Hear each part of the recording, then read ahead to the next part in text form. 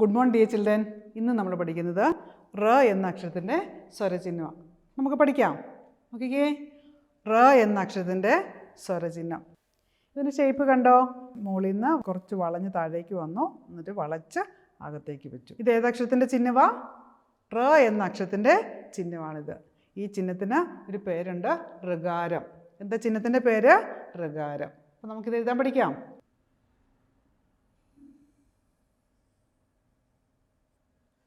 കണ്ടോ?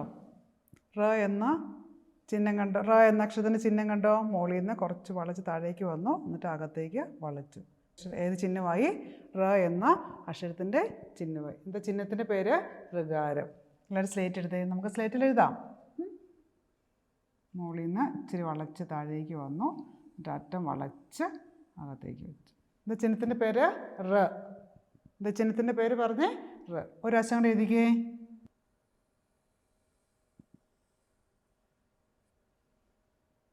എഴുതിയോ? ഇനി നമുക്ക് വ്യഞ്ജന അക്ഷരങ്ങളിൽ നമുക്ക് ചിഹ്നം കൊടുത്ത് നോക്കാം. നമുക്ക് റ എന്ന അക്ഷരം എഴുതാം. ഇപ്പം എങ്ങനെ അക്ഷരം വായിക്കുന്നേ? റ. നമുക്ക് റ എന്ന അക്ഷരത്തിൻ്റെ സ്വരം മാറ്റി റ എന്ന സ്വരം വരണം. റ എന്ന സ്വരം വരണമെങ്കിൽ നമ്മൾ റ എന്ന അക്ഷരത്തിൻ്റെ ചിഹ്നം, ഈ ചിഹ്നം ചേർത്ത് കഴിയുമ്പം റ എന്ന അക്ഷരം എങ്ങനെയാകും? റ. നമുക്ക് നോക്കാം.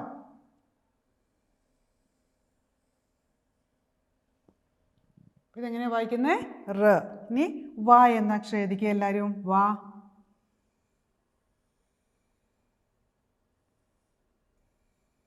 എഴുതിയോ? ഇപ്പം എങ്ങനെ അക്ഷരം വായിക്കുന്നേ? വ. നമുക്ക് ഈ വ എന്ന അക്ഷരത്തിന് റ എന്ന സ്വരം കൂടെ വരണം. റ എന്ന സ്വരം കൂടെ വരണമെങ്കിൽ ഏത് ചിഹ്നം ചേർക്കണം? ഈ ചിഹ്നം ചേർക്കണം. ഈ ചിഹ്നം ചേർത്ത് കഴിയുമ്പം നമ്മൾ എങ്ങനെ വായിക്കും? വ്ര. എഴുതിക്കേ, ചിഹ്നം എഴുതിക്കേ.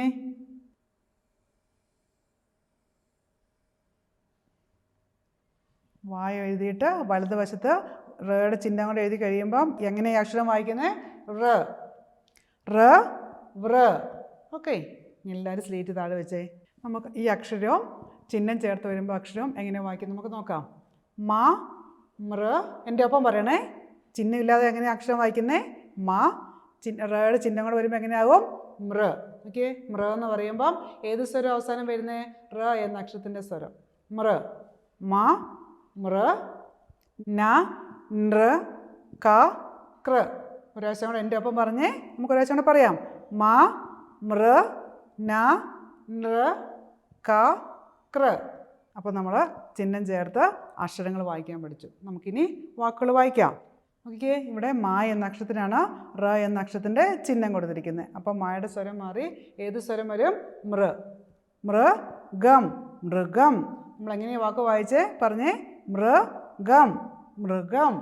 ഓക്കെ, നമുക്ക് ഈ വാക്ക് വായിക്കാം. നോക്കിയേ, ഇവിടെ ഏതക്ഷരത്തിനാണ് റ എന്ന അക്ഷരത്തിന് ചിഹ്നം കൊടുത്തേക്കുന്നത്? ക എന്ന അക്ഷരത്തിനാണ് റയുടെ ചിഹ്നം കൊടുത്തേക്കുന്നത്. അപ്പോൾ കായുടെ സ്വരം മാറി ഏത് സ്വരം വരും?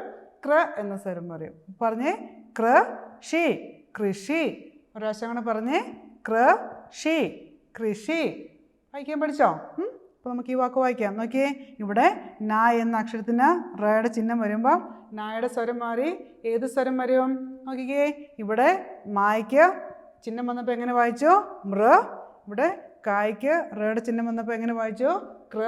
അപ്പോൾ ഇവിടെ നായ്ക്ക് റയുടെ ചിഹ്നം വരുമ്പോൾ എങ്ങനെ വായിക്കും? നൃ. അപ്പോൾ പറഞ്ഞേ. നൃത്തം, നൃത്തം. ഒരാശം കൂടെ പറഞ്ഞേ. നൃത്തം, നൃത്തം. ഇപ്പോൾ മനസ്സിലായോ? വ്യഞ്ജനാക്ഷരങ്ങളിൽ ചിഹ്നം വരുമ്പം ഏത് ചിഹ്നമാണോ വരുന്നത് ആ ചിഹ്നത്തിൻ്റെ സ്വരമാണ് അവസാനം വരുന്നത്. ഓക്കെ, ഇവിടെ റായുടെ ചിഹ്നമാണ് വന്നേക്കുന്നത്, ചേർത്തിരിക്കുന്നത്. അപ്പം മായ്ക്ക് ഏത് സ്വരം വന്നു? മൃ, ക്ര, നൃ. കുറച്ച് വാക്കുകൾ കൂടെ വായിക്കാം. അപ്പം നിങ്ങൾക്ക് നന്നായിട്ട് മനസ്സിലാകും. എൻ്റെ ഒപ്പം വായിക്കണേ. ഓക്കെ, ഇവിടെ കായ എന്ന അക്ഷരത്തിന് റയുടെ ചിഹ്നം വന്നപ്പം കായുടെ സ്വരം മാറി ഏത് സ്വരമായി? കൃ. കൃ, പ, കൃപ. പറഞ്ഞേ. കൃപ, കൃപ. നമുക്ക് അടുത്ത വാക്ക് വായിക്കാം. ഇവിടെ ഗായുടെ സ്വരം മാറി ഏത് സ്വരം വരും? ഗൃ. ഗൃഹം, ഗൃഹം. വീടിന് പറയുന്ന മറ്റൊരു വാക്കാണ് ഗൃഹം. അപ്പോൾ വായിച്ചേ. ഗൃഹം, ഗൃഹം. എളുപ്പമല്ലേ വായിക്കാനായിട്ട്? ശ്രദ്ധിച്ചേ, ഇവിടെ തായുടെ സ്വരം മാറി ഏത് സ്വരമാകും?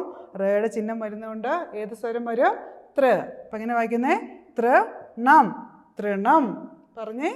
തൃണം, തൃണം. ഓക്കെ, അപ്പോൾ നമുക്ക് ഈ വാക്ക് വായിക്കാം. ഓക്കെ, ഹായ്ക്ക് റേൻ്റെ ചിഹ്നം വരുമ്പം എങ്ങനെയാകും? എങ്ങനെയാണ് വായിക്കുന്നത്? ഹൃദയം. ഹൃദയം. ഒരു പ്രാവശ്യം കൂടെ പറഞ്ഞേ, ഹൃദയം. ഹൃദയം. നമുക്ക് ഒരു പ്രാവശ്യം കൂടെ വായിക്കാം. കൃപ.